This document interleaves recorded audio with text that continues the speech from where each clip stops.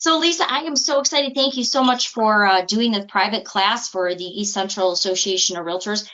For those of you who don't know Lisa, she is the one who trained me many, many years ago. Lisa's been in real estate. How long have you been in real estate, Lisa?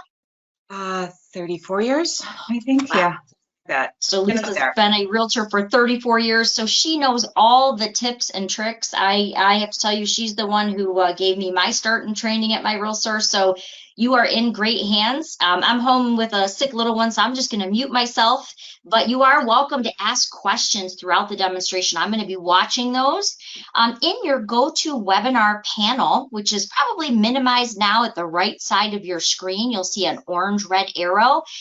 Anytime, if you have any questions, there is a questions box. Just type your question in that box and I'll actually ask it to the group so that Lisa can address it for everybody. And Lisa's great about questions. The more questions, the better. So feel free to add those into the questions box.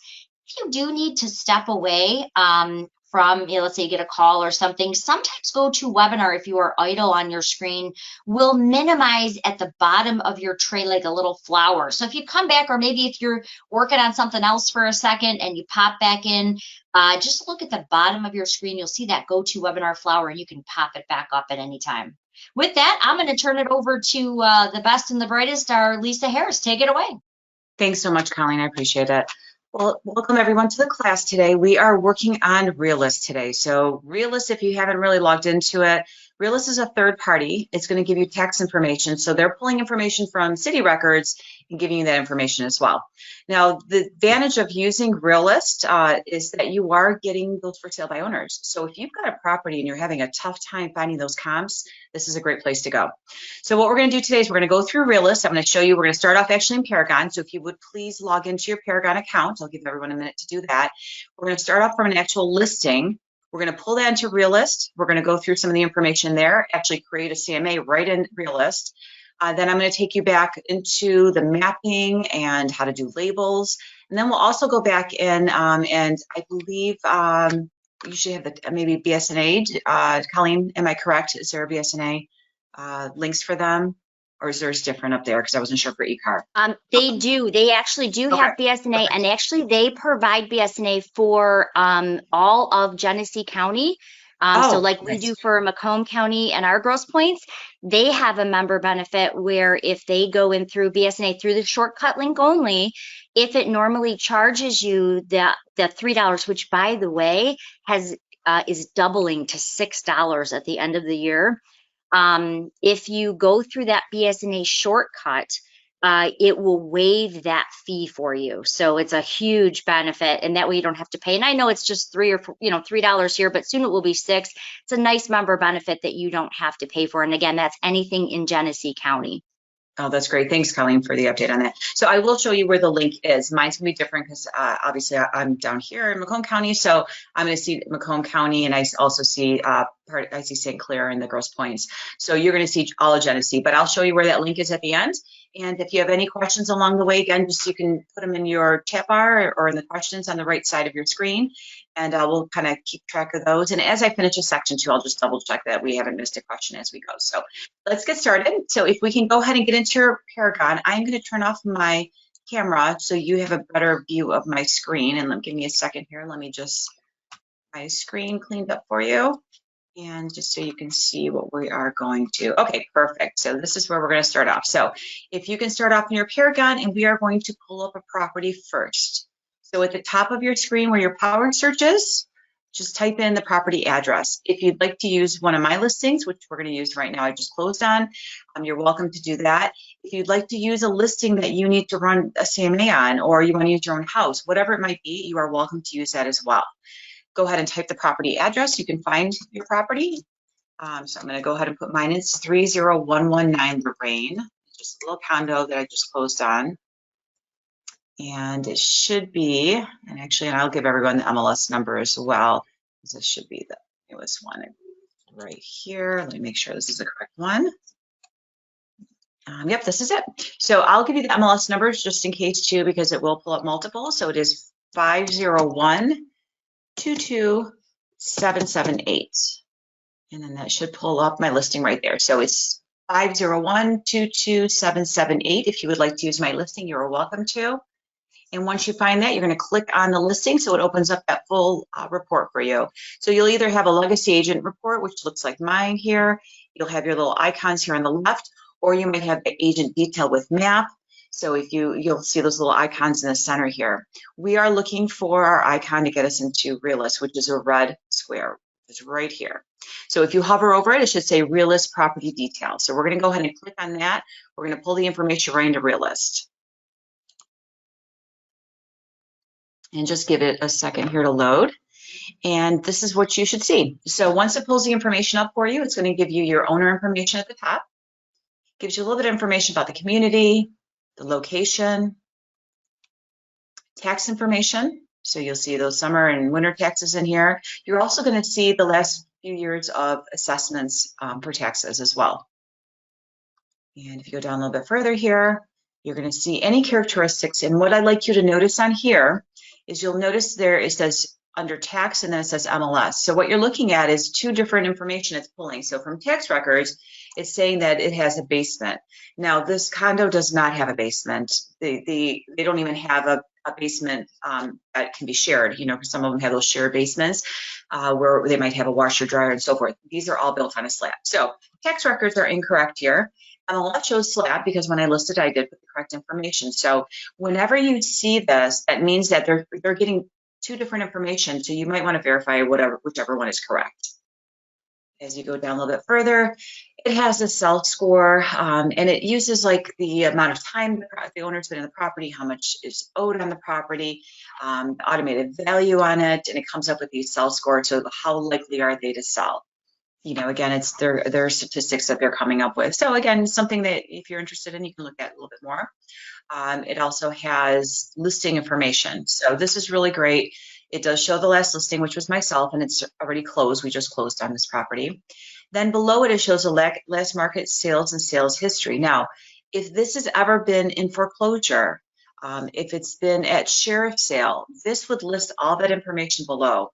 If it had any mortgages, it will show. Now, this does have a mortgage, but it hasn't recorded yet, so you're not seeing the mortgage records. But it will show who the mortgage was originally through, the date of the original mortgage, and the amount of the original mortgage. Now, they're not going to tell you what they owe now, but they're going to tell you the original amount. So it gives you an idea, even as for a buyer, if they're looking to buy, how negotiable they might be, because if they still owe quite a bit on it, they may not have as much room to negotiate. So a lot of good information here. But again, this is a third-based company that's basically pulling information from tax records. So always verify it's correct before you're putting this information into your listing. So what we're going to do here is we're actually going to run comparables on it right from here. So if you look at the top, you've got, it says Launch Realist, which just takes you to the main page, which we're not going to do right now. But we're going to actually go to comparables, the next one over. So go ahead and click on that. And we're going to give it a second to load. And what it's going to do now is pull this information. It's actually going to pull comps for you right around this property. And then we're going to do some modifications once we get in here. And again, the reason, like I said, I really like looking at this is if you're having a hard time finding comps, or you just want to see, is it rating for sale by owners in the area? This is going to pull that information. We're just pulling from Paragon. You're only getting MLS records and not tax records. And here we go. So once this loads, I'm going to show you a few things here we're going to modify. Okay, so first thing is you've got the property address at the top here. You're going to have some few tabs here. And if you go down a little bit further, you've got your map, and it's going to show the different properties. It's going to give you some statistics here on the right. And below it is all these properties you're seeing on the map that they're using for comps will show up below. So it's now pulling whatever you have as a default for your search criteria, but I'm going to show you now how to adjust your search criteria. So if you look at the top here where the address is and go all the way to the right, the last one here, this box here, it says search criteria. Go ahead and click on that. Once you click on the search criteria, it's going to pull what it has as a default. So we're going to walk through these and you can adjust them as you like. First one will ask you how many comps would you like to see? The maximum is 50. So if you click on the drop-down menu, you can select whatever you'd like. So again, 50 is the maximum, so whatever you would like to see when you're running this. And as we're setting this up, you have two options. We can submit it, and it's only going to save these changes for this search now, or you can do a save and submit, and it saves as a default for you. So whichever way you'd like. The next question is your sort method. How would you like to see the properties, in what order? So right now, the way mine is set up, it's by square footage. So whatever's closest in square footage to my subject property is what I see first. But if you'd like, you can have the ones that are closest to your subject property first, the most recent sale, or by the sale price. So it'll go from low to high. So whichever way you'd like it. It's going to ask you, do you want to include property images? So the one thing that I don't like about the CMA report is that it only includes interior photos for the subject property. You can view interior photos as you're searching for the comps of all the properties that have been listed by the MLS, but you will only see in your report the subject property photos. So I wish that they could show those interior, not just the front view of it, because I feel it's very important for your buyers, but that's really the only thing that I find that sometimes that I would like changed in there. And that might change later, I'm not sure. So again, if you want to include those, I definitely would, because again, you want to show as many photos as you can, and this will include all your interior photos of your property. Do you want to include the value projected by assessment, by projected by square foot, and the automated value? So these are automated values that they come up with by their stats. Do you want to include these in your report, or do you not? So if you don't want them on, you just toggle these and click on them, and we'll turn them off for you. For pool, this property does not have a pool. And when you're setting as a default, some of these items I would always keep as broad as possible. So like for pool, I would always put new preference and then change it for each property that I need, to add a pool in. For distance, you can go up to 10 miles. Obviously, there's areas that, especially farmland, acreage, you need a little bit more. I usually try to stay within a mile. If I'm in the city with a subdivision, I want to stay pretty close to the property. Sale price, I'm not going to put anything in here because I want to see what it's going to pull up. So for sale price, I'm going to leave these blank. Same thing for year built. I'm pulling a condo complex, so I'm going to actually pull from the same complex. So I'm not too concerned about year built. They're all around the same. Bedrooms, now they do have 1 and 2 bedrooms there too. If I only want to see 2 bedrooms, I can do 2 to 2. Now or you can do 1 to 2, 1 to 3, whatever you'd like. These are, like I said, 2 bedrooms, but I'm going to leave it right now. Just same thing with bathrooms. It gives you an option to go 1 or 2 bathrooms, 3 bathrooms, whatever you need, is from the minimum to the maximum. Stories. Now the one thing with stories, it gives you an option for a 1-story, a 2-story, but it doesn't give you an option for a 1.5-story. So if you're working with a split level, you might want to keep this open so that way you can locate the correct ones. Because if you put, 2-story, then you may lose those, the split level properties. They may not pop up. For this example, I'm going to leave these open. As far as tax and distress sales, what do I want to see? I want to include all tax sales so I can see those for sale by owners. So everything that's been recorded with tax records will show up.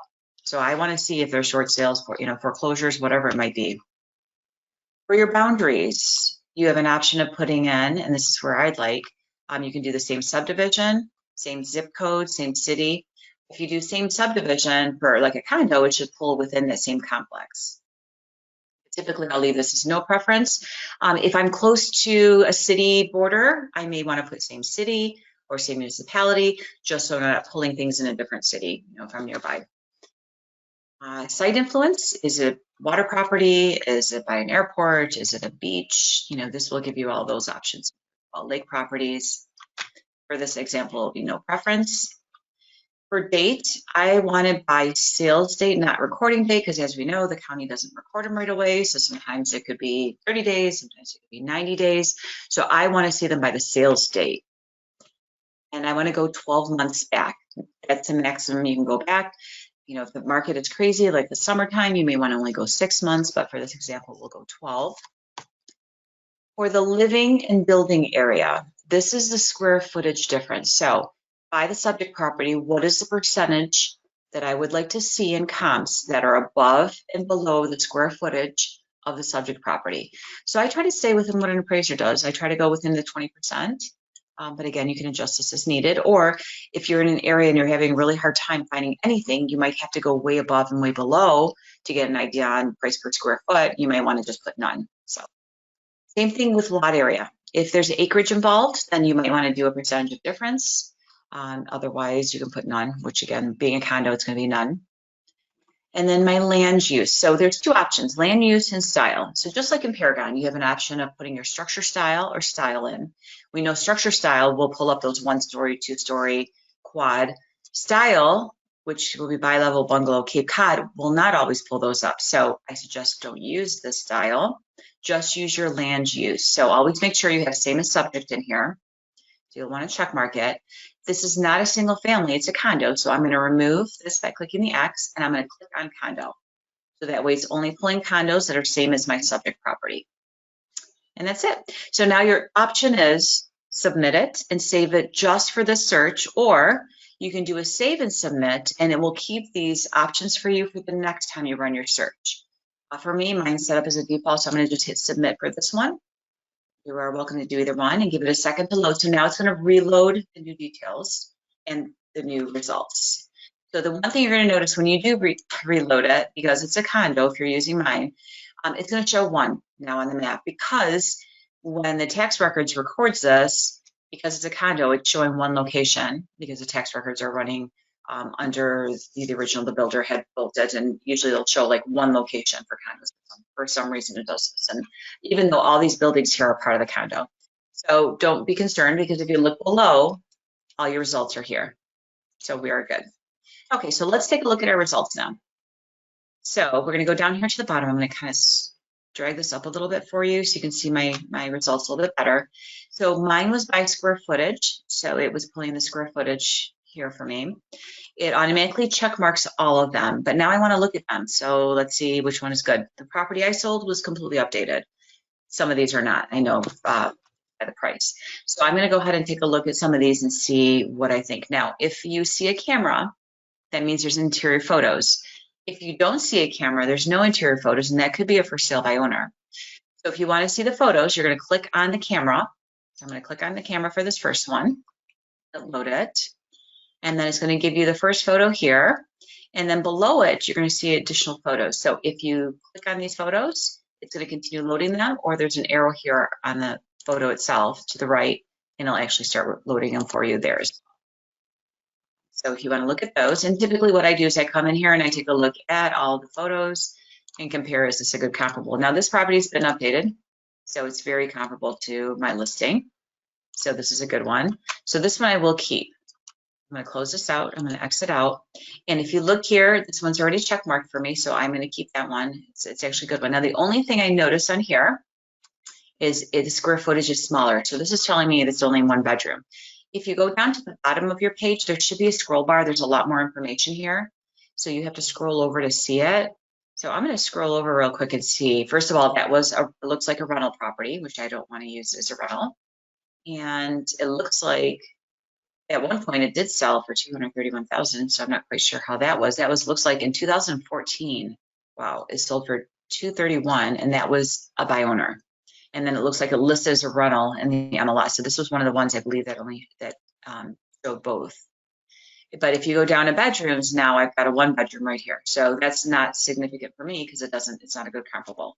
So in order to make this a little bit easier, so I don't have to scroll, I can move these sections over. This is like an Excel spreadsheet down here. So if I want to move bedrooms where I can see it better, I can actually go over here. I can left click on the word bedrooms, drag this whole section over. As you can see, it's kind of moving my columns, drop it wherever I want it, a little bit more. And then I can keep moving it. So that way I don't have to scroll to find this information, because to me, this is more important than it telling me it's a condo. I know it is already. So I'm going to move it over here by this square footage.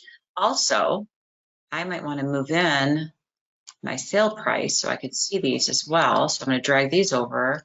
And again, all I'm doing is just left click, dragging where I want it. And I just have to keep scrolling over because there's more. And I'm going to move it over here so I can actually see the sale price. So now I don't have to scroll all the way. Now, as I look at this now, I decide, well, you know what? I don't want the 1 bedroom showing up right away. I'm going to sort this by bedrooms. Again, like a Excel sheet. You're going to go to your header here, and you're going to click on it, double click, and then whoops, there's little arrows. And as you do, it resorts it. So now it has all the 2 bedrooms together, the 1 bedroom at the bottom. So if I want to go by sale price, like this one's only sold for $68,000, I can click on that again. There's my low price, there's my high prices. So it will sort by high to low or low to high. So again, you can resort these in whatever way you'd like when you're looking at it, but it only sorts by one column at a time. Okay, so I'm actually going to go back to my 2 bedrooms here. And I'm going to scroll back over and I'm going to remove some of these. So this one that sold for $68,000 is not a good comparable because I know this one needed a lot of work. So I'm going to uncheck it. Same thing for the one for $23,000. That one is definitely not a good. I'm assuming these are foreclosures. Same thing with 77. That's not going to work for me either. And then I'm going to keep these. So 130, 157, 231 is still is crazy. I'm going to remove that. It's a 1 bedroom. So I'm going to keep these 2 for right now because I know these are closer to what I sold for. The 130 wasn't updated. So really the 157 was a great comp, but I just sold in between the 2. So I'm going to keep those 2 as my comps. So again, just uncheck whatever you don't want. If you want to keep them all, you are welcome to. Keep them check marked. Okay, so now we're actually going to look at what is included in our report. So you can see what your clients are going to see.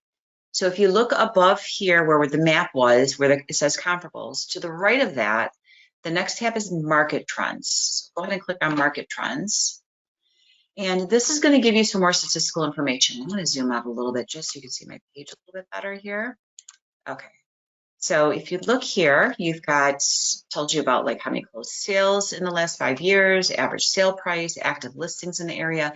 Now this is pulling residential as well. So that's why these numbers can be a little skewed. So, average sold price in the area, average sale to original list price ratio. Now one thing I'd like you to look at too is there's 2 sections here. There's an MLS and a tax. If I click on tax records, it adjusts the stats and then back to my MLS records.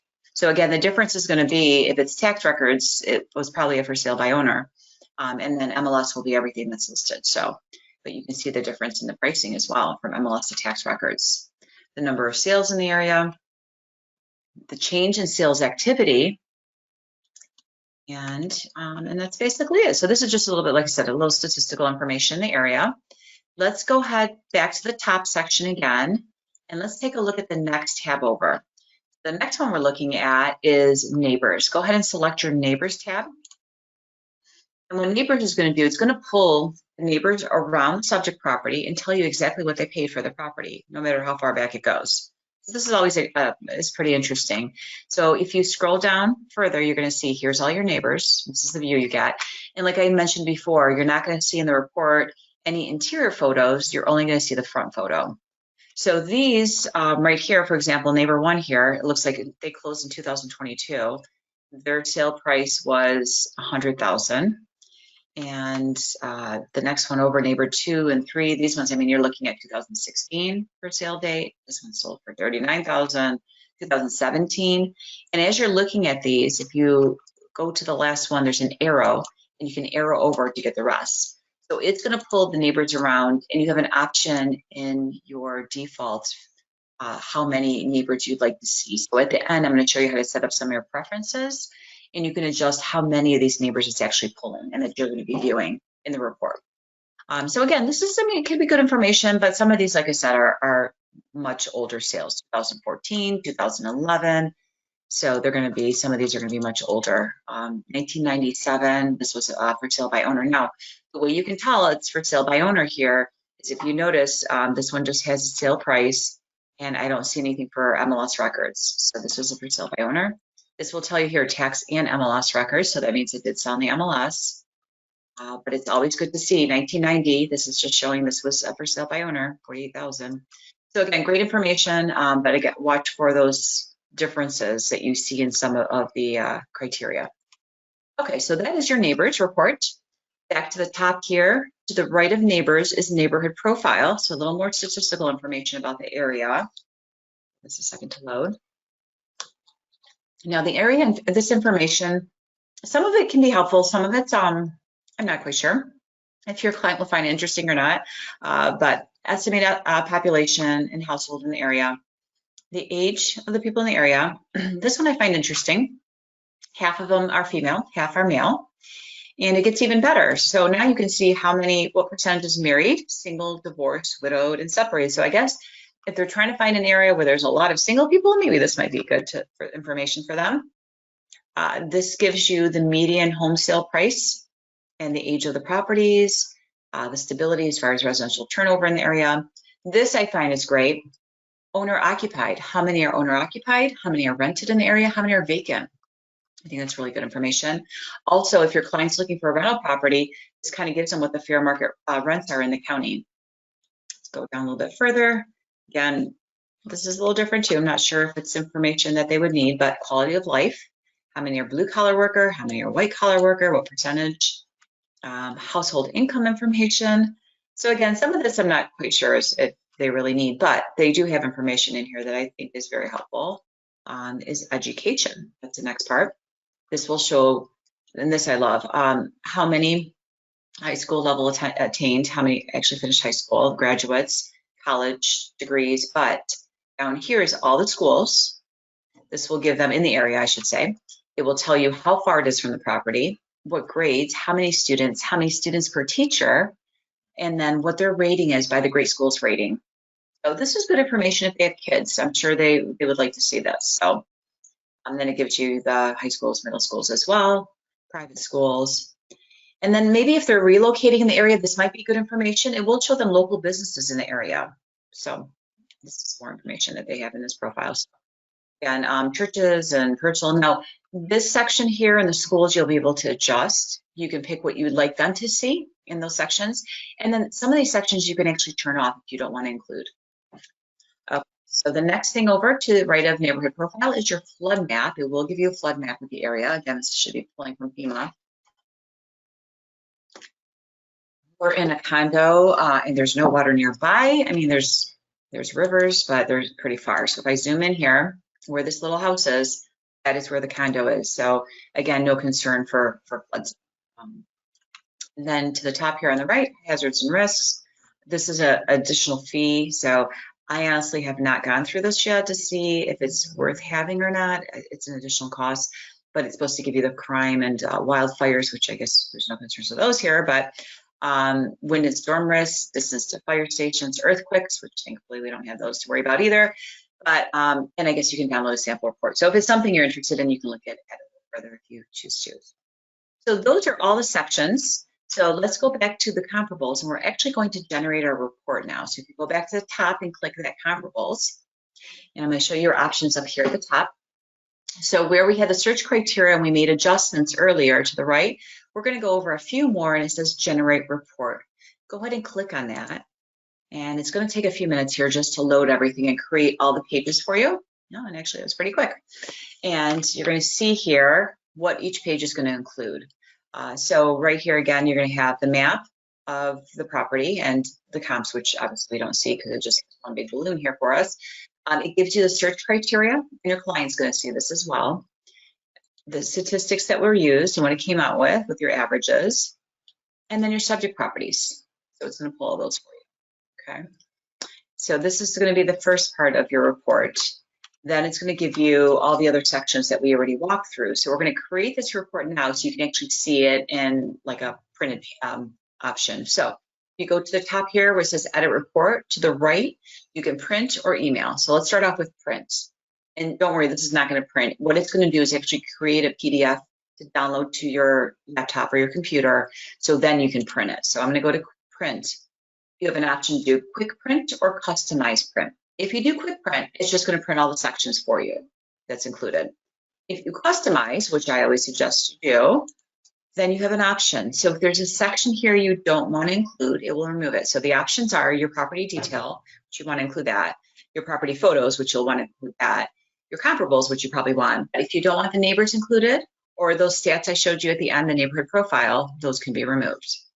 I'm going to keep them all in here to show you what it looks like. I'm going to hit proceed, and now it's going to create a PDF, and this might take a minute. And then once it creates it, we can take a look at it. If you're doing yours right now, it will download on your computer. If you're using Firefox, you'll probably see it up here at the top, your download somewhere. If you're using Chrome, it typically drops at the bottom of your screen somewhere in your bar. So just look for that download, and you'll be able to open it. And once mine's done processing, I will walk you through it. It should just take a second. Hopefully it won't take too long. These usually are not too big, not like if you're doing one in one of the other sites, because if they're showing all interior photos of your comps, then it becomes a much larger report, but This only includes that front photo, and it's those columns are side by side. Okay, so it says mine's completed. So now I can hit print. So it downloads it. And there it goes. So I'm on Firefox. It's dropping it here at the top of my screen. And we're going to go ahead and open it. Okay, so let's walk through this real quick and I'll show you what's included again. So here is my subject property. Here's all the information about my listing because again, it was listed before. It pulled all the information for me. If it wasn't listed, you still should have all these property details. If it's never been listed, you may not have those interior photos, but you'll at least have all the property information. And then it's going to give me all the listing information. So everything we looked at in the beginning when we selected that link to get in. Property map. I do love this, and I'm going to show you when we go into Realist. It will show you the actual property lines, and if you have a property, especially like acreage that you're dealing with, it will give you all those numbers, and especially if it's an irregular lot, this is great information to put with your listing. Okay, let's scroll down a little bit further here. So here's my listing, and here's all my photos. So see all the interior photos of the property, and which again is good to have. And then there's the listing itself. It doesn't, for some reason, it's not the correct order that I have it in the listing, but I did pull them all in. Here's my kitchen. And then once it gets through the property photos, now we're back to your comps. So there's where all the comps are on the map, your search criteria and your stats, and then here's my side-by-side comparable. So you can see the information it includes for you. Okay, and then as you get through those, and go down a little bit further, here's my neighbors information. So if you included the neighbors, there's 30. Mine pulled 30 of them. So it's going to give you all the neighbors in here. Kind of quick here, so you've already seen what they look like. And then after neighbor, it should be the neighborhood profile. Here we go. And then here's those stats about population, gender, marital status, occupancy, education, and businesses will be in here. So this full report is 32 pages, so it's not too bad. So that's everything in here. This is great too if you've run a comp in one of the other sites like Cloud CMA, and you just need there's a few for sale by owners. You could always just pull those. You don't have to include all this additional information, or you could, and you can drop this in with your other CMA report as well. Okay, so I'm going to close mine. So if you opened yours up, most likely you have another tab open. So I'm going to close that tab and just go back to my Realist page. And I just want to show you how to email this as well. So if I come back to this page again where we were, and you go over to the right of print, we have email. So same options, click or customize. So if I hit customize, and again, you can remove whatever you don't want. You can hit proceed. It's going to process again. It's going to open up a window for you to actually email directly from here. Now, the nice thing about emailing from here is it's going to show it's still coming from you. It doesn't show it's coming from Realist, and it'll go send directly to your client. You can also send it to yourself and then forward it to your client as well, but it sends them a link that they can click on. It will download the PDF for them right onto their computer or laptop as well. So this is generating in a second, and once it generates, we're going to actually add to email. If you'd like to send this to yourself, which I would suggest if you haven't yet done this part, send it to yourself, because then you can see what it looks like. When you explain to your client, they'll at least know what to look for, and it's easier to explain when you've done it and you've seen it. So there we go. Mine just completed. I'll hit add to email. My window's going to pop up. As you notice, my email address pops up. It's going to say Realist report. You can change this to whatever you'd like. It's going to say it was emailed from me and the property address. And then I have an actual signature line down here at the end. I will take you in preferences and show you how to do that. So we'll actually be setting up your signature line, and you'll be able to save it then. So if you want to send this to yourself, you're welcome to. Just put under to, put your email address in, hit send, and then you can take a look at it once it gets. I'm going to close mine out and hit cancel. If you don't want to send it, and I'm going to take myself back to you. Wait a second, if you're just in case you are sending it, go ahead and send it to yourself. And then we're going to go ahead and come back in here real quick once you're done with that. Okay, so if everybody sent that, we're going to move on here. So we have now walked through actually doing the report itself. If you need to make changes to it, you can hit edit report, and it will actually take you back to the area where we picked our comps. So it will take you back to this section again, and you'll walk through it. One thing I didn't show earlier when we were doing our spreadsheet section over here, when we were looking at the comps, if you come in here and you want to take a look at the detail report without having to wait till you get into the actual report itself. You can click this view detail report right here. That's going to give you all the information from Realist, just like when we clicked on our report earlier and we looked at it, for that specific property. So it's going to give you all the information about it right here. So the characteristics and square footage and all that information, if there's a mortgage and so forth on it as well. So all that will be in here. Now, if you are looking at these and you want to go through it this way, you can. And as you go through, and you can see there's arrows here. So if I want to go from one to the next and just read real quick to see a little bit of information about each, I can arrow through these. And then from here, if I decide this is not one I want to use for my comps, you can uncheck it right from here on the right. So including comparables, you can uncheck that. So again, you have an option to make your choices and adjustments here as well. So there's an X here in the top right corner. I'm going to close that back out, get you right back to your page. Okay, so that is basically everything in here. We've walked through. So basically what we did, we started off in Paragon, we clicked on the link, and it brought us to these property details. And when we were done with property details, reviewing that, we went into the comparables. And then all we did was, because I just went back. So what it did, it just, from the comparables, and we made our adjustments. I'm trying to backtrack, and it says, well, let me backtrack here. So if I would this way, then it's.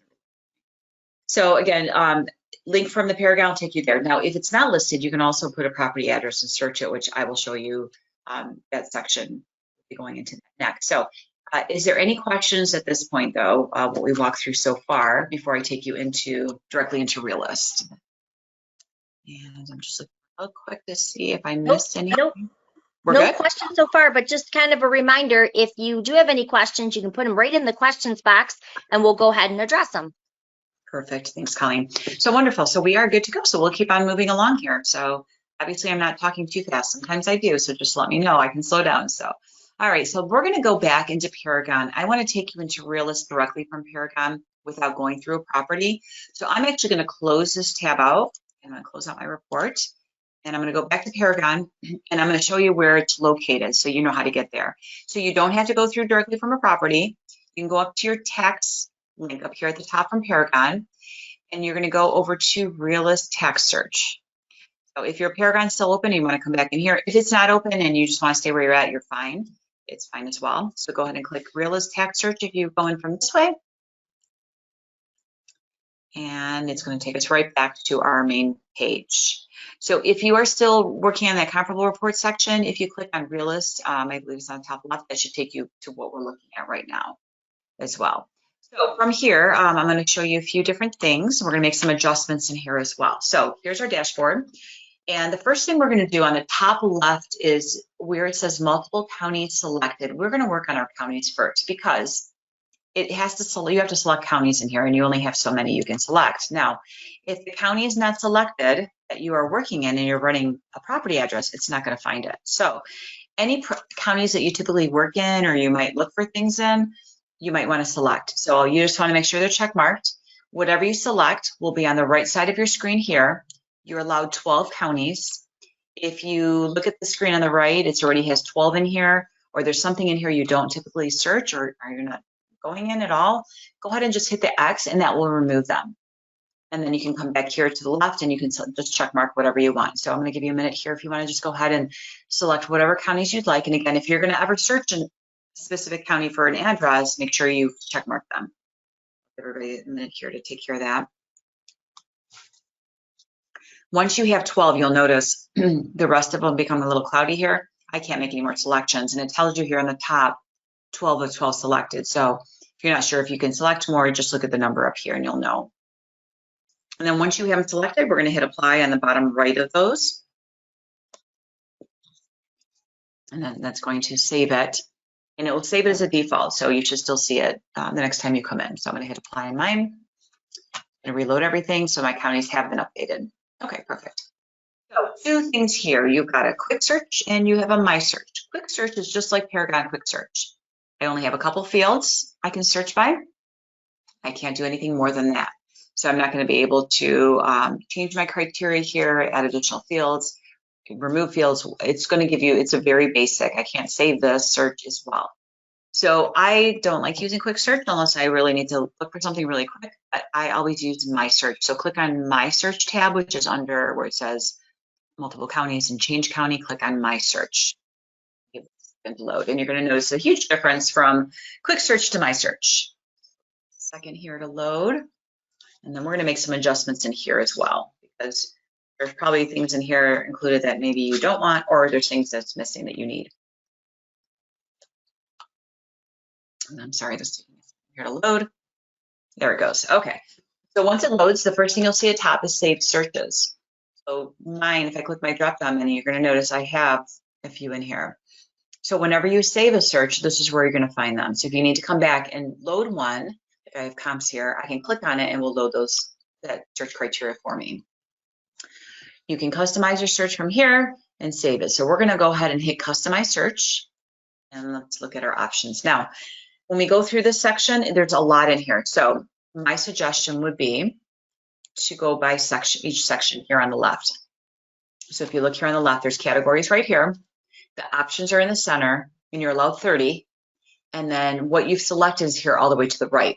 So what you'll want to do is start off in here. We're on all categories. Click the very first one, and then I'll explain these as we go. So we're going to go under owner information first. If you want a box to be able to search for owners, the owner name, then you definitely want to include it here. So I have right now owner name, and actually I want owner last name. So I'm going to make sure that's selected. So select whichever one you'd like. If you want to search by the taxpayer address, if it's owner occupied or not, you can search by that, but just check marks the ones you want.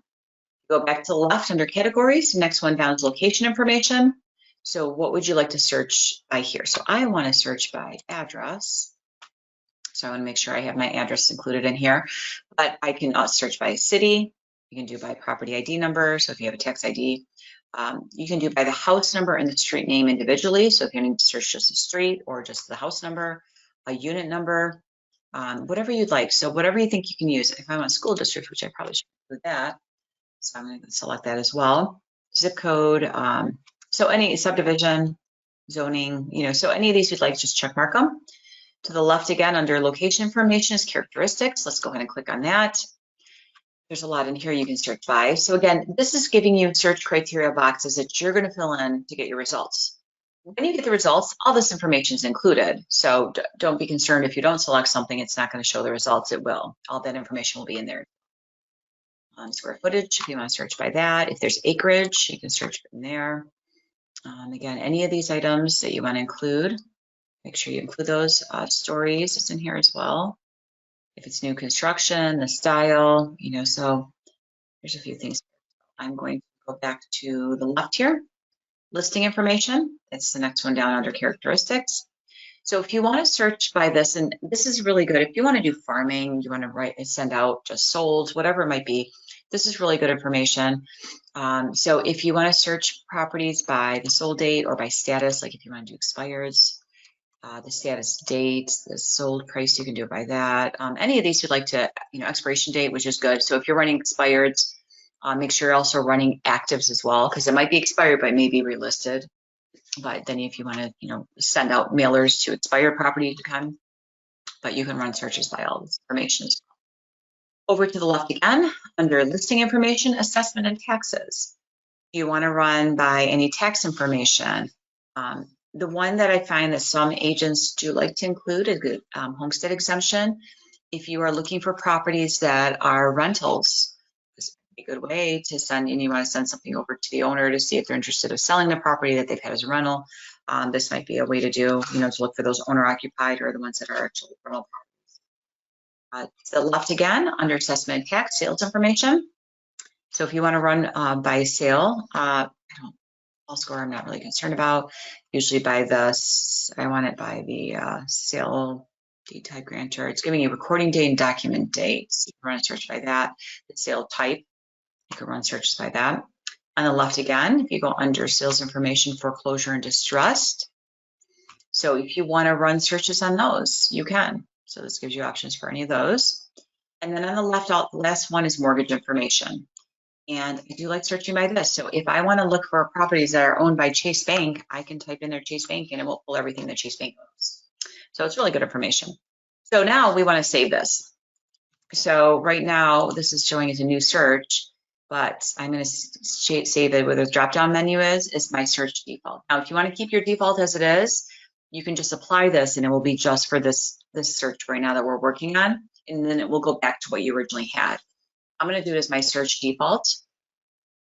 And it's going to ask you, do you want to, please confirm you want to see the changes first. So I'm going to hit save. And that's going to save it as my default. Now at the bottom here on the right, I'm going to make sure I hit save again. And now it's going to save as my default again. Oops, type switch. So I'm just going to put on here my default. My default.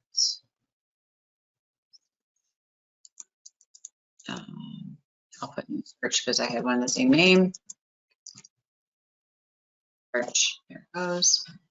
And okay, so it's been created. So I'm going to hit apply now and close this back out. So now the changes I just made will show up here on the left side of your screen.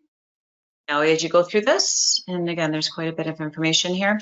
If you don't like the order it's in, you'll be able to, you can go back under customize search, and these can be moved here on the right side of your screen. So if I don't like this order, I can adjust this whatever way I like. So maybe I like to keep over owner name at the top, but maybe I want my address information at the top. So let's go down to house number here. I'll left click. I can drag that back up here, move it down here.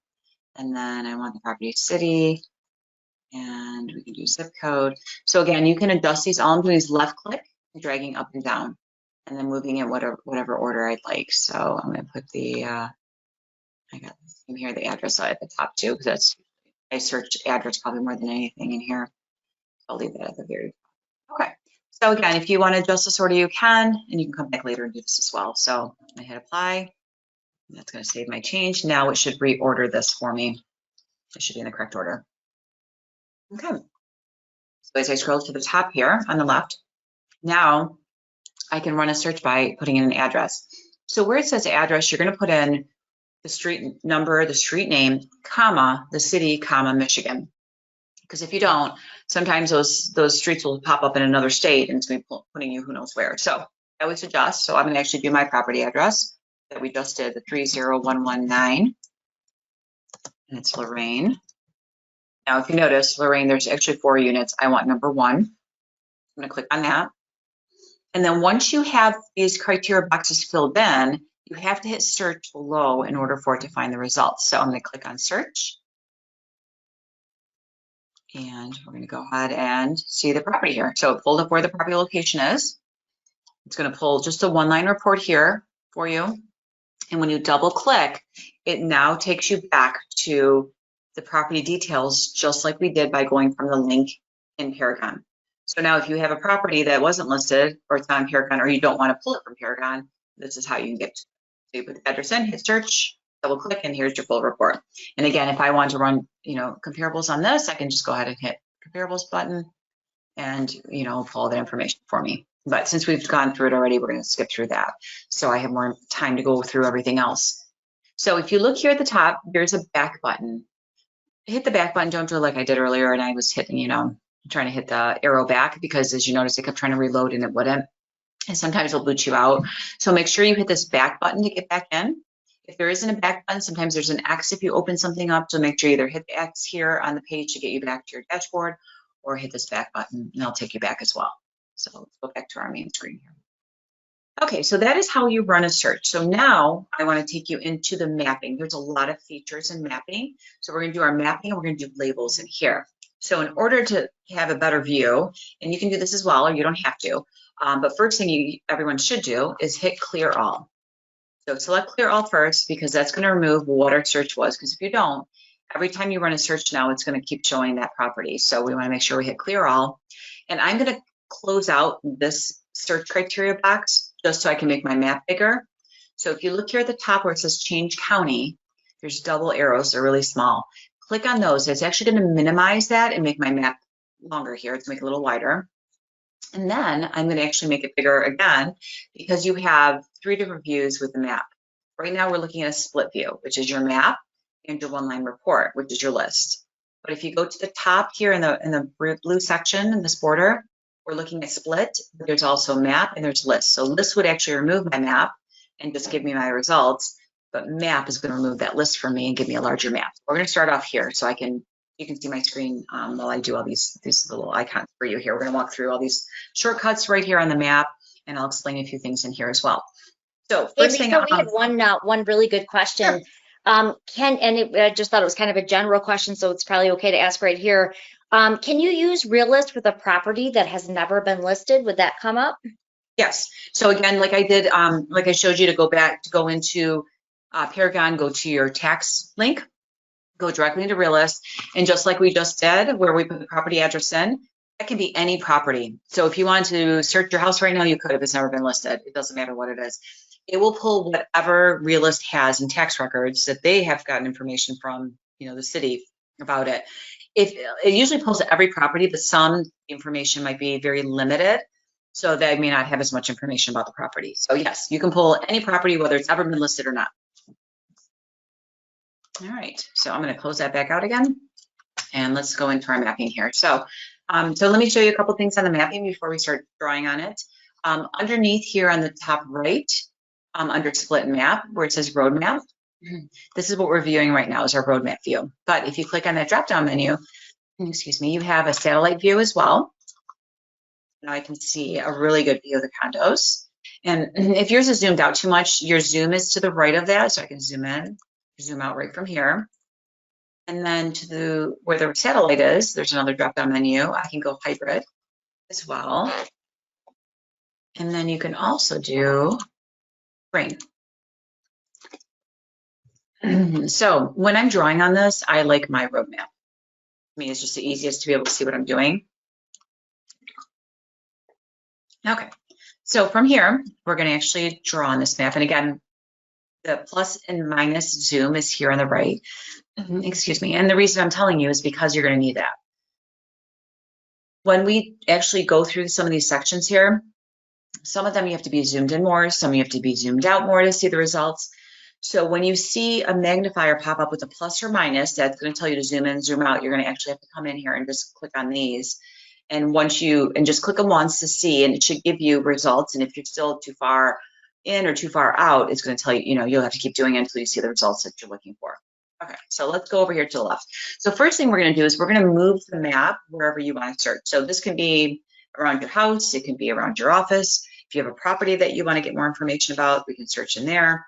So I'm going to have you take you up here to the top, and you're going to see, it looks kind of like a map with a balloon above it. So it's going to say clear all. You got a little comments thing, a ruler, and then it's a locate on the map. Basically, it's going to relocate your map. So if you click on it once, you can put a property address in, you can put a city in, you can put a zip code, and it will take you wherever you'd like. So if you want to relocate that wherever you want to go, let's see, township, here we go. And as you start typing it, it should find it underneath, and go ahead and click on it. And now it's going to relocate it. So if you pick like a city, it's going to be zoomed out a little bit for you so you can see kind of the whole city. If you picked an address, it should zoom in right around that address for you. So let's go to our drawing tools. We're going to start off in there. So in order to draw on this, I want to zoom in. So I'm going to go to the right of my screen and hit that plus a couple times here. Get in a little bit closer to my streets. There we go. So I'm going to go to the top left, and all the way to the left is your drawing tools, a pencil. So let's click on our drawing tools, and there's 3 here we're going to go through. They're just like Paragon tools. So first thing is your radius, which is a circle. So go ahead and left click on your radius tool. You're going to click in the center of wherever you're drawing your map. So I'm over here by like 23 and 24 mile between Mound and Van Dyke. I'm going to start right in the middle here. You can see my little plus here. I'm going to left click, and then I'm going to drag this out as far as I want to go. And whenever you get to the point you want to stop, you just click again, and that creates it for you. Once it's created, then you can make adjustments to it. So again, I'll do this real quick in case you didn't get a chance to. So radius tool, click once, drag it out, click again, create your shape. Now, when the shape is created, now if you click on it, it's going to give you a name for the shape. If you're drawing multiple, maybe you're running different searches for a client, different areas, you can rename these, whatever you'd like the name to be. It's going to tell you how far it's going to. So this is about 1 square mile. And you can also delete it from here. You can adjust this, and this one actually gives you 2 different adjustments. You can adjust from the sides, so I can make it bigger or smaller by dragging it in and out, or you can actually move it right in the center. So you can see there's a white circle in the center. If you left click, you can drag this around. This is the only shape you can move. You can always resize any of the other shapes, but you can only move the circle for some reason. Not quite sure why, but that's the only one you can relocate. So again, if you like the circle, you can.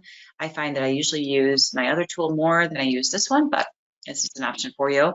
Once you have the shape here, if you don't need it anymore, you just hit delete shape and that removes it. And do the same with this one.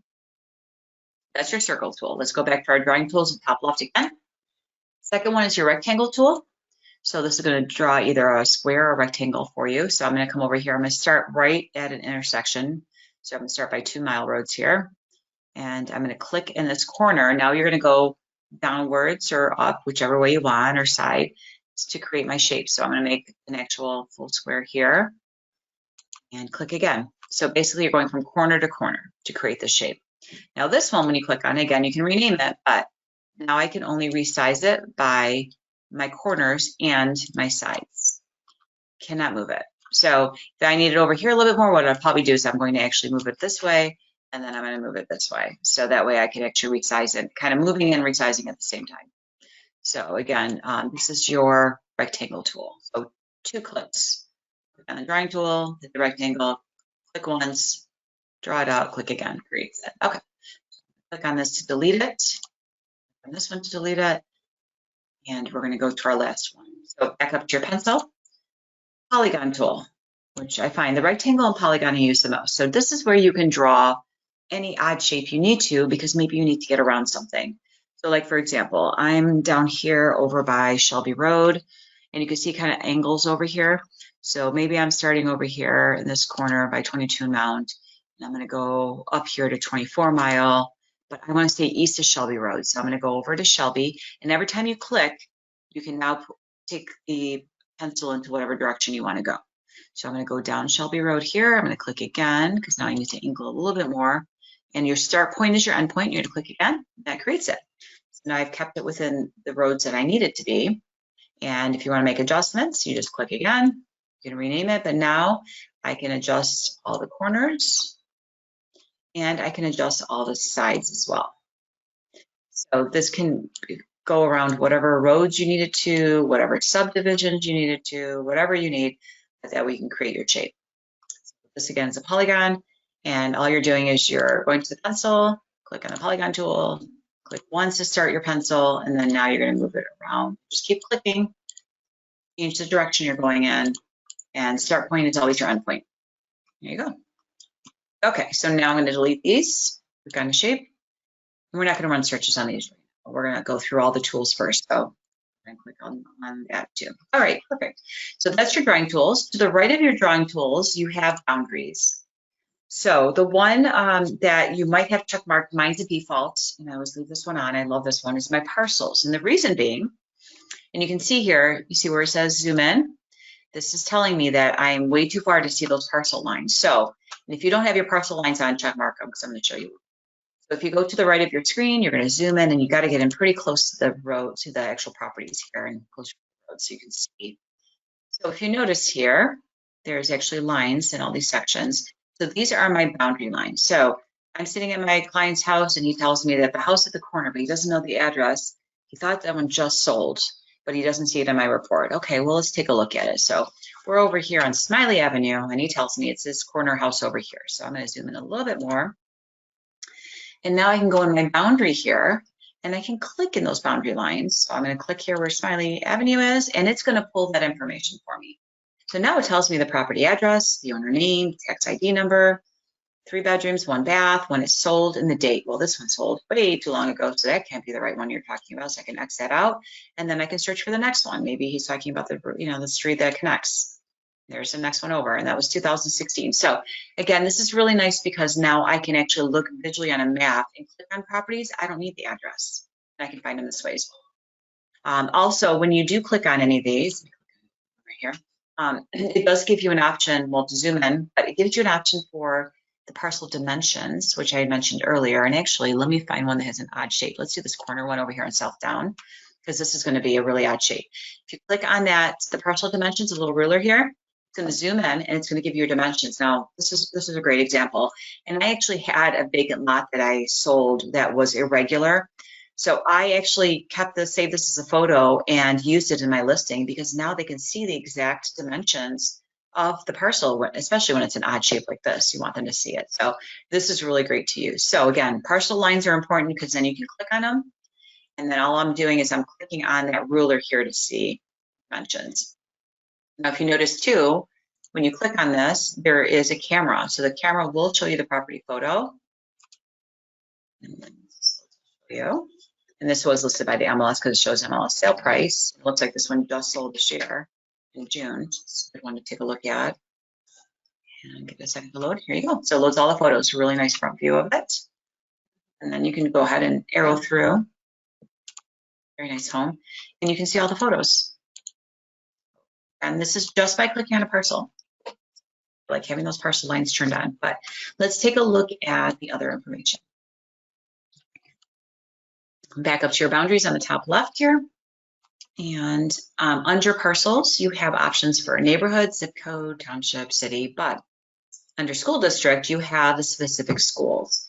This is going to give you the attendance lines for that specific school. So for example, high school. I'm going to click on high school. And it's going to be harder to see this way, so I'm going to zoom out because you're not going to be able to see what I'm showing you right now. So if you go to the right of your map again, I'm going to zoom out a few times here. And once this loads, you're going to see these purple lines appear, and the name of the school should be in those boxes. It's going to be a bigger school location here. This should be, let's see where we're at here. There they go. So here's my Utica High School. So this is actually showing the lines for the attendance zone for the specific high school. Now, nowadays it's nice because we have school of choice, but not every city does. So like Troy, you have to live in Troy in order to attend a Troy school. Same thing with like Grosse Points, you know. So if they are limited and your client says, my son's going to be a senior next year, I have to stay within that school district. Well, this is a great way for you to figure out. And if they want a specific school, specific high school, for example, you can draw your map right over these lines and save that and run your search on it. You can do the same thing in Paragon. You can do attendance zones as well, where it does the actual map for you this way. Draw those, save it, and keep that search and run that search for them. So this is good information. So back to our boundaries here at the top. And I'm going to uncheck high school. And under high school, you have flood zones. So let's look at our flood zones real quick. So here they go. It's going to color coordinate your flood zone here. It's going to give you a key down here to tell you what the shading is. So your coastal 100-year floodplain, your coastal 100-year floodways, your undetermined, unknown areas. So it's kind of giving you what your key code is. So really your floodplains and your floodways are purple and blues. That's what you're looking at. And then your 500-year floodplain, and it's a protected area, is in yellow over here. I'm going to zoom in a little bit so you can see. So again, and it should be pulling from FEMA. This kind of gives you an idea. So I actually had a property that was close to canal, and we were trying to see if they were running the flood zone directly to the house. And believe it or not, I had some that actually just came to the back end of the property and didn't show a flood zone where the house was located. So this is good information because obviously we know flood insurance is a lot more expensive than regular homeowners insurance. Good information for you to find. Okay, so back to our boundaries at the top here on the left. I'm going to uncheck that flood zone and keep my parcels in. I'm going to go back to the next one once it's unloads. I'm going to zoom out a little bit here so we can go to our next one to the right of our boundaries. And it looks like a little push pin here. This is going to be property and sales information. And the first thing is distressed properties. So if you open this out, you just click on it. It's going to ask you, do you want to see auction, bank owned, short sales, or bank REOs? I'm going to check mark all of them so you can see them all. So it gives you the color code here. So as it loads, it will show up on your screen here. So the nice thing about this, as you're doing these different icons here on your map, you can move your map and it'll continue loading whatever you have selected. So I'm going to zoom out a little bit and I'm going to move my map around so you can come in because I'm in an area where there's a park and so forth and there isn't much there. So here they come. Got a bunch of them up here. I'm going to zoom in a little bit more so you can see them. And at the bottom here, it tells you, so my yellow are my auction, my green is my bank owned, purple is short sales, few short sales over here. REO sales is blue, and tax records, which is going to be anything that the tax has been recorded, basically, it's going to be in red. So I've got one here actually in green. This is a bank owned. You click on it, again, having those parcel lines, and it will tell you. So this one sold, looks like in 2023. It's owned by Citibank. So it's a bank owned property, and it looks like they sold 2023. So if you look here, you can see the photos. So this is going to be actually the photos from the listing, because it's just sold a few months ago. And you can see the property here.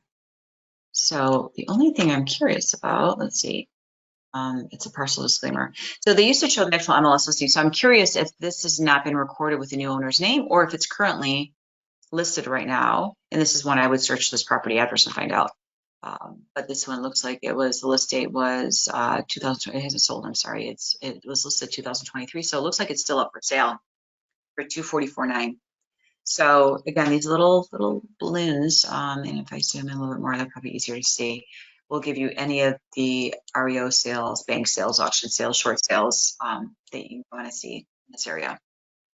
Okay, so that is our push pin here at the top. We started with distressed properties. I'm going to uncheck them, remove all those, and I'm going to go below that. They have sales and values. So if I want to see tax sales, I can go back up to 12 months. So if I do the last 3 months of tax sales, it's going to list all these little red balloons for me.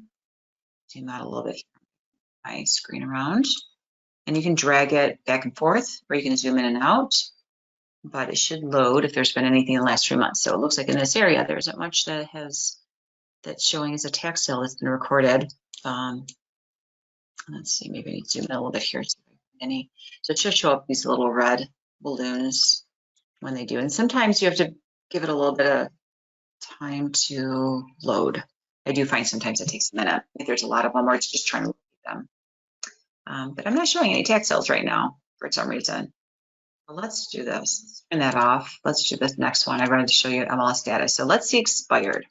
I'm going to see expired properties in the last 3 months, but I also want to see actives, because if it was expired, it might have relisted. So I want to make sure that it hasn't. And I may even want to see pending too, to make sure that it didn't go pending as well. So let's zoom out a little bit here. See if I can get these to load. Okay, there they go. Now they're loading here for me. I'm going to zoom in just a little bit more, get a better view. Okay, so for example, let's see. I want to find expired. These are all active and pending right now. If I can find a purple one. I'm looking for a purple balloon. And let's see if there's anything expired in this area in the last 3 months. Doesn't look like there's much that expires. Let me zoom out a little bit here and see if I can find one. Here we go. Here's one over here. Okay, so with your expired property, and again, I would make sure you double check to make sure it's not listed, but it looks like this one is listed. Again, maybe it's not the right property. So I don't think I pulled the right property. Try this again. I feel like it's something else. Yeah, that one doesn't look like, that can't be the correct. I'm wondering if these are condos and pulling the whole section. So let me go over here where there's an actual house. Here we go. So this one is expired. There's no sale date on it. So it looks like this one was listed at one point and it's now expired. 4 bedrooms, 5 bath, nice size house. So if you like to work with expireds, because I know there are agents that do, you want to send out letters to see if they're interested in listing, or whatever you'd like to do, this is a great way to find those expireds. So again, this is all in that little push pin up here at the top. And all I did was I selected the expireds, and you can go back up to a year and active and pending, just to make sure I don't see it active on here or pending. But I also would double check this when I go into Paragon. I would double check the address to make sure. So that is how you run these little MLS status under the push pin. And there's only one other thing I'd like to show you in here. So I'm going to uncheck these real quick. Go back down to properties, characteristics. And this one's interesting. So if you can't remember the owner's name at one of your neighbor's houses, and you can't remember what their name is, this is really interesting. You can click on owner name, and this is going to load the last name of every owner in every house that you are viewing on your map. So if you need to look on your street and see who all the owners are, this is a great way to find them. This will actually load every owner's last name, which is great information. If you click on it, it's going to give you their full names as well. So very interesting information, but you never know if you need it. So you can see right here. If you have, I sometimes get those calls, floor calls maybe, that about a property, and they tell you they have a property that they would like to eventually sell, but they don't give you the property address. You can search by their last name. If they tell you this around the street that they live in, you can pull that whole street and look at the owner's names and find them that way as well. All right, so I'm going to go back to my push pin. I'm going to remove this, and then I'm going to go to none here, and then we're going to run our map. So that should take all those off. Close out that. I'm going to zoom back out because I keep zooming in and out here, and go to the right of your push pin. Now we're going to look at some trends. So if you click on trends, you have only a couple options, different options in here. So what type of trend do you want to do? So maybe I want to see how many houses have been in foreclosure in this area. And then you can do the aggregation level, which is, do you want the neighborhood or zip code? And then what type of property, houses or condos or both? And if this, give it a second here, I'm going to zoom out real quick. And let's go ahead and see if I can get this to, should be shading it into a different, into colors. So it's saying it's less than 25. I'm not really seeing it color coded here. So let's do this. Let's see it. And let's do sales activity instead, because it's not pulling really much for foreclosure. So let's load it for me. So it should shade it into like a bluish color, and it will show you like approximately how many down here for sales activity. And it doesn't want to load it here for me for some reason. So typically it should load. Maybe you're just loading and mine is not. I don't know why it's running a little slow right now. And I might be clicking way too fast, which sometimes I do. So it should shade this. What it's going to do is give you kind of an approximate of what's going on in the area. So if there's any recent sales activity or not, you know, it kind of gives you an idea. Number of foreclosures or percentage of foreclosures, same thing. So again, that's going to give you a little bit of information here, but we're going to skip through that and go to the next thing. But that's what your trends do. So if you select any of these, and then you can pick what type of property, and this opacity scale makes it darker and lighter, and it's supposed to shade it for you. So I'm going to uncheck this though for now, but none, and we'll go. The next one is your binoculars over here. It's points of interest. So if you want to find where the school is, maybe compared to the area that they're looking at, click on education, give it a second to load. This is going to give you little graduation caps when it loads. Here for it to load here in a second. And then you can click on the graduation cap and it'll tell you the name of the school. Find some here. Some probably zoomed in way too far. There they go. So right here, there's one. It's a Stony Creek Old School. Oh, that's old. Oh, it's at the museum. It's a Stony Creek Old Schoolhouse. But here's actual high school right here. So if you click on those, it tells you there's rating 3.6, 3.9, and then it tells you the name of the school. So that is your binoculars. So anything you select point of interest, it will pop up on your screen. I'm going to uncheck that. Okay, and the next one is driving directions. So if you want to put directions from one place to another, you can. The ruler, which I showed you earlier, so I got to zoom in for that one. So if you need to see parcels, you can do the regular ruler on here, but also you have a ruler, you can go distance from one area to another. So maybe their school is in one section over here and they want to see how far it is to the house. I honestly have not used this one, but if you click on, say, the school location, and then you start a line, and then you go to where the house listing is, for example, it will give you, I'm just going to click again, and you click on the line itself, it will tell you how far it is. So it tells you what the total square feet is on it. So, and then there's a little comment balloon. So it's an annotation tool. If I click here, say I want to send this map to my client, I can click on the map. Oops. Right now. I'm doing this. And you can click on the map. It's supposed to add like a little box for you. And it doesn't want to do it. So it does like a little comment balloon, I should say. That way you can type in any message you want on there for your client. There it goes. And then you can type in here whatever you want. So if you're trying to point something out on the map, that could be a reason to use this. So Again, the ruler and the annotation tool I don't really use as much, but a lot of these others I do. So we have gone through all the tools on the map.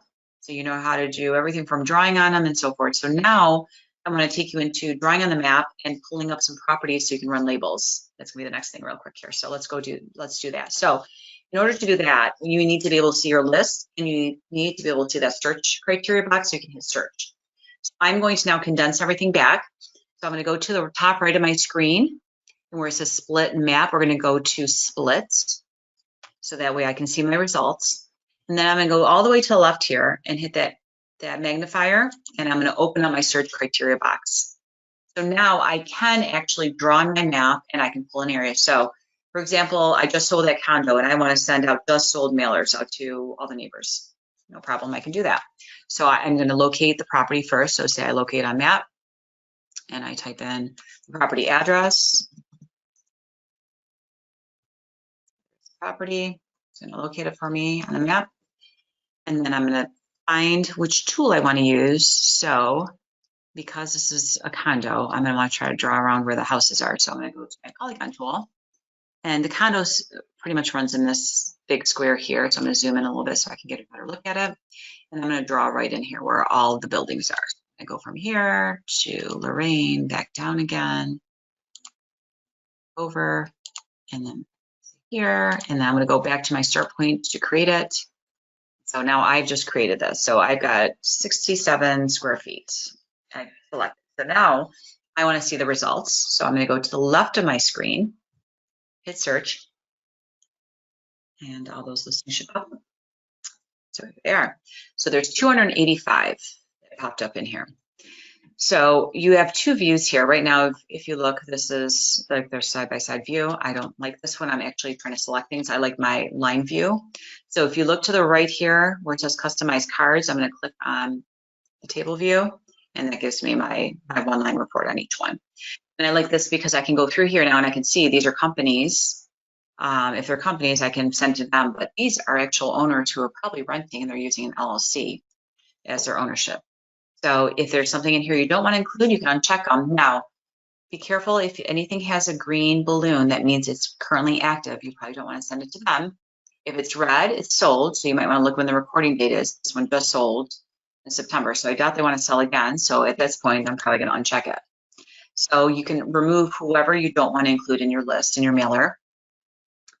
And then at the bottom here, right up below that, once you have them selected, so I got the 284 selected, I can pick on how I'd like to set up my labels. So we're going to go to labels. You can do 5,000 labels per month for free. There's no charge for this. But every time you click on this and you create it, like right now, you can go in here and it's not going to do anything. But once I hit create, it will deduct the 284 I have selected from my 5,000. Now, I don't know many people that do 5,000 mailers a month. I definitely don't do anywhere near that. So for me, it's not a problem. But I'm going to select what type of labels I need. So I'm going to do the 5160 Avery. That's the 30 labels per sheet, which is, it doesn't have to be an Avery brand, but this is your typical of your, any of your labels, your address labels out there. What would you like for letter cases? And I want mix, which is upper and lower. You can have it all in capital letters if you'd like. And if you go down here, do I want tax billing address, property address? I want tax billing address. And the reason being is because if it is a rental, I don't want to go into the rental property because you know what that tenant's going to do. It's going right in the garbage. I want it to go directly to the owner. So I will use a tax billing address so I can make sure the owner's getting it. And then if you go down a little bit further here, I want to show the current owner. If you want to include foreign address, you can. If you want to eliminate duplicate labels, you can. You can create a custom label as well. And it will tell you how many it's going to export here. And then you'll see it will deduct it for you and say, okay, you have 5,000 this month you're allowed. So this is how many it's going to remove from there. So once I hit create, it will deduct that. So I'm going to hit create to show you what they look like. And it's going to create actually a Word document for me. And let's see if we can open that up so I can show you. Once you get in here, then you can use this and actually print your labels. So this is a free service. This is part of Realist. It's paid for by my RealTors. Take advantage of it. If you're paying for addresses, this is a great way for you to cut down those costs, and you can use this. So Here you can see here's all the properties. So if I want to change anything, I can change obviously the font I have here. If I don't like the Arial font, maybe I want something else, I can select whatever I want. You know, if I want to change the sizing of it, I can change my font size. You know, so again, you can make whatever changes you need to and then just print this. I usually print 2 copies. I like to, if I'm doing mailers, I keep a copy so that way if I get some returned to me, whether, you know, it's the wrong address, whatever it might be, I at least have that and I can make my notes on it. So it's a great way to do that. And you can also export this into PDF. I'm going to minimize that real quick to show you. Under your labels, if I want to export this, you can, oops, sorry, export's right here. And you can do a quick import or a customize. And if you do the customize export, you can select what you want to include in it. So obviously the owner information, their first name, you know, their name, their address, obviously want to include all that. So then it will show you what's going to be included in that. And it actually goes into your Excel, your Microsoft Excel, and then you can make notes in there. Now, the one thing keep in mind, it will deduct. So once you hit export, it's going to deduct that again. So you're actually deducting twice the 284 for the original labels you created and then 284 for an actual Excel spreadsheet. But again, if you don't need 5,000 labels a month or 5,000 printing of anything, then you should be fine. It shouldn't be a problem. Okay, so let me close this back out and go back to Realist. Oops. Close export. Here we go. So that's where we're at. So that is how you do your export, your labels. You can email from here as well. So whatever you want to include in your email, because what's basically doing, if I want to email myself, say, all these properties, I can. So it gives you an option of doing these types of reports. Basically, it's, well, it looks like the map is the only one you can select. So I'm guessing some of these might be an upgrade to get, but these are, it only allows you the map view. And then you can print from here as well. So I can print that map. So again, if I want to print this for my client, I can. And that's it. So what we did again is we drew on our map, we hit search, we picked up our results here, and then made sure we kept everything check marked that we want to send a mailer to, and just hit labels and create our labels. So that's pretty simple. So that is everything here. So we have gone through everything with the mapping, the labels, running a search directly from Realist. I'm going to show you real quick in your preferences some of the options that we can change as a default, and then I'll show you where your link is for your BSNA. So if there are any questions, Colleen, let me know, but we're just going to go through preferences right now. I haven't seen anything. So far, so good. Doing a great job, Lisa. Thank you. Perfect. Thank you. Okay, so last thing we're going to do is let's take a look at our settings in here where we can set up that default. So if you go to the top of your screen, all the way to the right, you've got that gear. So click on your gear here, and we're going to walk through these sections so I can have them set up for you, make it a little bit easier for you. So first thing it asks you is your search options. So when you run a search, if there's only one result left that came in, do you want the one-line report like I showed you earlier, or do you want to open up directly to that full property detail report that gives you all the information about that property? I like the one line. If I want to see more information, I double click to open it.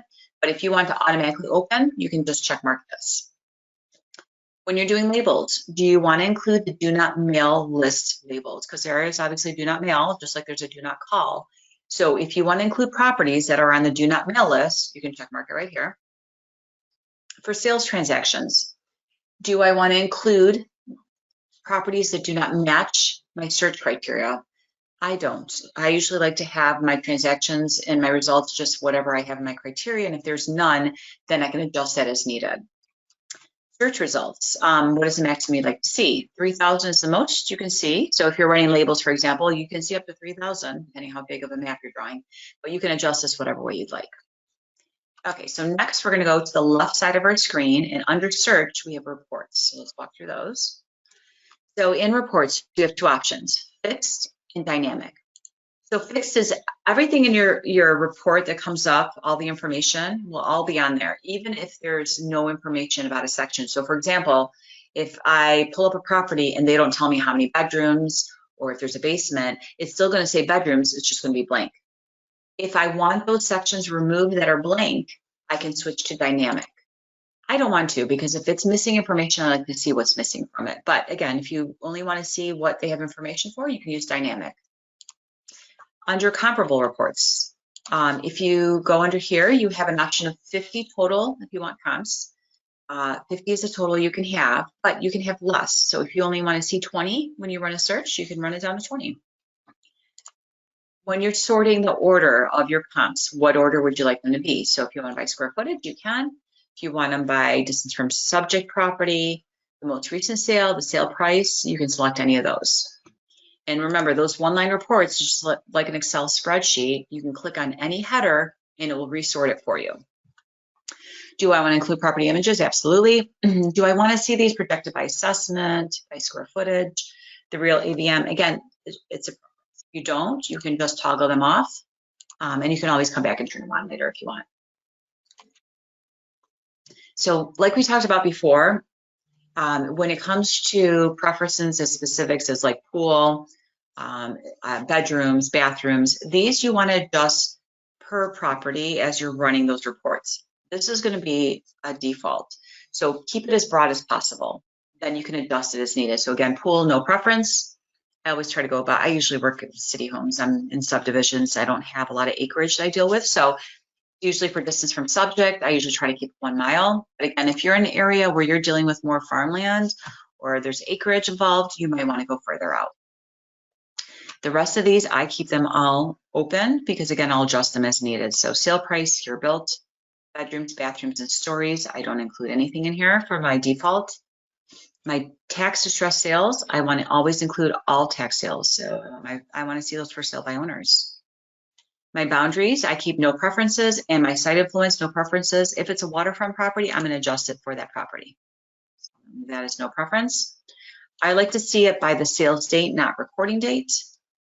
And I want to go 12 months back right now, especially since things are slowing down a little bit. But again, during the summertime, you might want to adjust that. Living building area square footage, I like to go 20% above and below my subject property square footage. You can adjust this any way you'd like. And sometimes you might have a property where it's easier for you just to put in the square footage from 1,000 square feet to 1,500 square feet. And you can do that when you're running the comparable search for that property. So for default, I would put something more broad. For lot area, I put none. Again, I'm working in subdivisions. And then I always like for my land use to always say same as subject. I do a little bit more residential than I do condos, so I keep single family residence in here. You can keep it just same as subject and then add in the condo or residential each time. Again, it's up to you. And then style, I don't use at all. Under there's your neighbors report. How many neighbors do you want to include? You can have 30 in your report total. You can adjust this though. If you'd like less, you can just include 10 people around, that property. How far do I want it from the subject property? I put a mile in the same subdivision, and I do want to include my property images. The next one is those stats that we had in the profile report, which was the businesses. So how far do I want them from my subject property? So again, if someone's moving new in the area, you might want to show them what's nearby. How many do you want per category? And then what do you want to include? So it's your choice now. Do you want to include some of these, or if you don't, you can remove them. So everything on the right here is selected. On the left, you can select. So if you want to remove something, you don't want to include the banks in the area, you can just click on this, it removes it. If you want to include something, you can just check mark it. You can have all 13 if you want. And then below that is schools. Distance from subject, I have up to 3 miles. You want public schools, private schools, or both? And then what kind of schools would you like to see? Do you want to see everything, which will include vocational? It includes colleges, middle school, preschool, adult education, special education. Anything you don't want to include, you can uncheck it as well, or just click on here and it removes that. Okay, and that's everything in your neighborhood profile. If you go ahead and click save in the bottom right corner here, there's a save changes. Go ahead and click that real quick just because we went through a lot and I don't want your computer to freeze. So we'll save that. Now let's go back. There's only 2 things left in here. Email signature, if you click on that. Now you can type in here your name, phone number, office address, whatever you'd like. The only thing you can do in here is change the font, the size, whether you want bold, italicized, the color, underlined, and then if you want it to the right, to the left, centered. This does not allow you to add a photo, to add your logo, to add a signature card. You can't add anything else. So it's pretty basic, but you can at least add your name and your phone number and email address, whatever you like. And if you make a change to this, you're just going to hit save change in the right over here. And then just make sure if you would like to see parcel lines, make sure under map here on the left, it's selected and hit save change again. So that's it. So that's everything in your preference. So we've now set up your defaults for when you're running your searches. So your search criteria is set up. And again, you can always modify this again. And all I did was go under my gear to do my default selections. Okay, so that is everything we have in here. So I think we've gone through everything. So let me just show you real quick how to get to your BSNA. So you can see those listings in Genesee County and not pay the $3 charge. I'm going to go back to Paragon real quick here and take you to your tax. Now mine's going to look different again. I have Macomb County. I don't have Genesee, but I'm going to go up to tax here and go to BSNA in line. That will take you directly, but you can also go directly from a property. So here's my icon here for the listing I had. If I click on this, it looks like it's supposed to be pillars. It looks like a garbage can. I think Colleen and I both agreed to that. So you click on that. That will take you directly into BSNA, and it will give you all the information, and there's no charge for it. Now, obviously, there's cities that don't charge you, so you can still go to BSNA online from a different tab. Don't go directly from Paragon, because if it's not in the county that they're including, you won't be able to see it. You won't pull it for you. So here's the property information, owner information, and then it will give you it gives you some of the summary information about the building itself. This is really important though. I always go through BSNA when I'm listing because I want to double check that I have the correct assessed value and taxable value. You'll need it for your listing. Make sure your square footage, your build, all this is in there. If you go down further, it's going to give you general information about the property. It's going to give you your taxes, the year of the taxes. Is it homestead? Again, really important for your listing. If the zoning, if you're dealing with commercial or businesses, great place for you to see what your zoning is on it, what your lot size is, if there's been any divisions, if it's the lots have been split. All the sales history is on here as well, which is great. And building information is in here. Area details. What I do like, if there's a basement, it will break down the basement square footage in here for you too. This is all stuff you need for your listing. So I find BSNA, I use it all the time, especially when I have a listing. Over here, if you go back to the top under the photo, which again, you got a nice photo here, and actually they will give you, kind of like Kubicasa, it gives you what the city shows, but Kubicasa is much nicer. I don't know if you've seen that yet, but this is the first floor. So this is actually giving the whole condo complex. So it shows on here each of the units, and you can see they're all on slabs. So for anyone to say it was on a basement at one time, it was not on a basement. So that was incorrect information. So again, you can find some photos and so forth in here. And then if you click on these tabs for tax information, it will give you the tax records. Now, this is really important, and I've used this a few times. You can see your tax records here, but not just the tax records. If you open up these arrows, so here's my summer taxes, it is going to tell you how it's broken down, where that money is going, and it gives you the millage rate. So what I find is really important with this breakdown is that when your client's buying a house, we know that if this home was owned by the owner for over 20 years, those taxes are not going to stay the same. So I can see my millage rate right here. It breaks it all down for me. And then I can figure out what my taxes are going to be for them in the future, because now it's not going to go by my taxable value. It's going to go by the new assessed value, because now it's going to go up because they've uncapped it. So now I can take that millage rate and I can go to my higher amount, which is my assessed value, not the taxable, because that's how they've been paying their taxes. And now I can see what their taxes are going to be approximately when it reassesses. So I find this is really important for my buyers. So I do look up millage rates from here and I double check. And obviously you call the cities too as well, and they can give you that information. But that does help my clients. Building department, if there's been any permits pulled on the property, that's going to show up in here. If there's been any fines, that's going to show up in here as well. Any assessments, sidewalks done, you'll see those in here as well.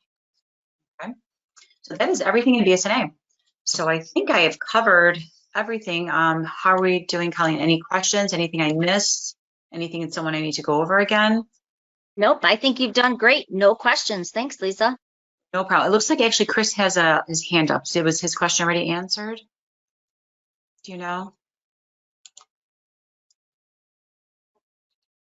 He did ask a question, but we addressed it earlier, and then I don't see any other ones, so I think so. Okay, wonderful. Okay, if there's any other questions, I can answer them right now, but we basically covered everything. The big thing is that you make sure you go on this. As soon as you get an opportunity, play with it, because if you wait in 2 weeks and you try to go on this again, you're going to forget everything I just told you. So, handouts, do we have handouts for them, Colleen? Or can you tell me what the handouts are? I will attach them to the follow-up email. Perfect. So you will get handouts or PDFs. They're step-by-step guides with screenshots that will help you walk through everything. Also, if you go under your MLS documents in Paragon, if you ever need handouts, if you go under MLS documents, you can come in here and you can go under your education folder and then find whatever you need. They are broken down by section. So Colleen is broken down. If she's working on Authentisign and she's doing a handout, it's broken down by whatever part of, Authentisign, actually creating a purchase agreement and doing the signing in there. Whatever it is, it's broken down. So you can type it in here and find it. So for Realist, just click on it and it's going to find it for you. When you click on it, it will download the PDF right to your computer. So another great way to help you if you need some help, and obviously our classes, we've been doing many, I know, and I know Colleen's done a lot of them, and I know she does a great job. So please come to as many classes as you need. That's what we're here for, to help you out. But if there's nothing else, I think we are all set, Colleen. I think You did a great job, Lisa. I can't thank you enough. Oh, it's no problem. I'm glad I could help out. And just play with that Realist, and I hope everyone has a great day. Enjoy the sun while we have it. Have a good day, everybody. All right. Thank you. Thanks, Colleen. Bye-bye. Bye.